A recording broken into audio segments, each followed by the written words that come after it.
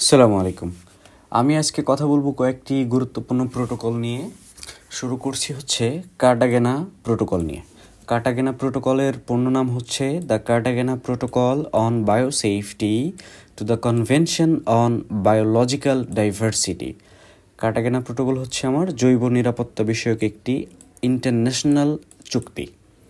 এই চুক্তিটি কলম্বিয়ার কার্টাগেনাতে আলোচিত হয়। চুক্তি অনুমোদন হয় হচ্ছে 2000 সালের 29 জানুয়ারি, আর চুক্তিটি কার্যকর হয় 11 সেপ্টেম্বর 2003 সাল থেকে।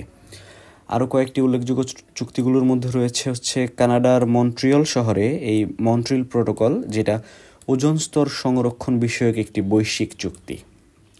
জাতিসংঘের ওজোন স্তর সুরক্ষা ও নিয়ন্ত্রণ বিষয়ক কনভেনশন হচ্ছে এই ভিয়েনা কনভেনশন। অস্ট্রিয়ার রাজধানী হচ্ছে ভিয়েনা। আর জাপানের কিয়োটো শহরে যে প্রোটোকলটি হয় সেটা কিয়োটো প্রোটোকল নামে পরিচিত।